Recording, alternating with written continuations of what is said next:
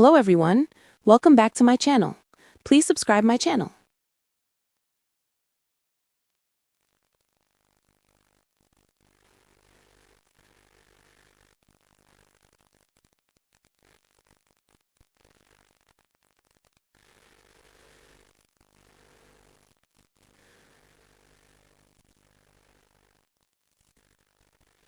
The morning of her wedding, Elara stood before the full-length mirror, her breath catching, not in fear, but in quiet triumph. The silk of her dress, the color of champagne, felt cool and smooth against her skin. It was a simple, elegant A-line gown, chosen not for trend, but for how it made her feel. Beautiful, and most importantly, like herself. A soft knock preceded her sister, Maeve, who slipped into the room carrying 2 steaming mugs of tea. Maeve, her constant, her mirror in both struggle and joy, stopped short, her eyes glistening. "Oh, Elara," she whispered, the words laden with the history only they shared.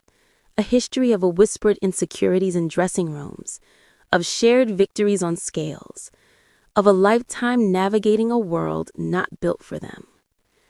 "You look absolutely radiant." Elara accepted the mug, her hand steady. "I feel it." They had dreamed of this, in their way, through years when love felt like a distant country they might never be allowed to visit.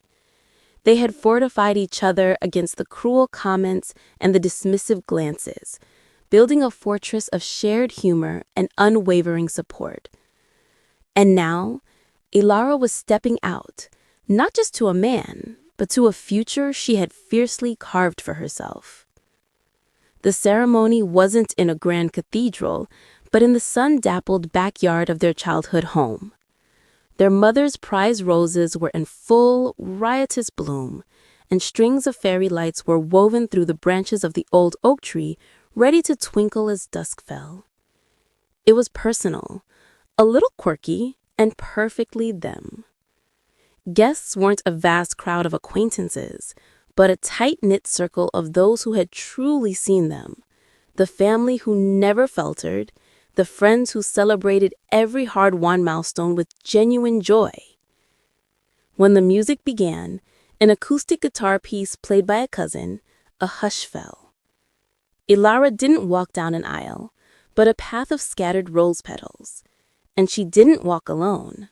Maeve was right beside her, their arms linked, a united front as they had always been. At the end of the path stood Michael. His eyes, the moment they found hers, held no judgment, no measurement, only a love so profound and clear it made her heart ache. He saw the woman who made him laugh until he cried, the fierce partner who debated him on films and beat him on board games, the love of his life. The rest was just details. Their vows were not traditional, but handwritten, their voices thick with emotion as they promised to be each other's sanctuary, greatest supporter, and favorite adventure. When the officiant pronounced them partners for life, the backyard erupted in a cheer that was less polite applause and more a burst of collective, joyful triumph. The reception was a feast of their favorite foods, music that compelled even the most reluctant relatives to dance, and laughter that echoed into the summer night. The photographer, a friend, captured the real moments. Elara throwing her head back in laughter, her bouquet of wildflowers held aloft.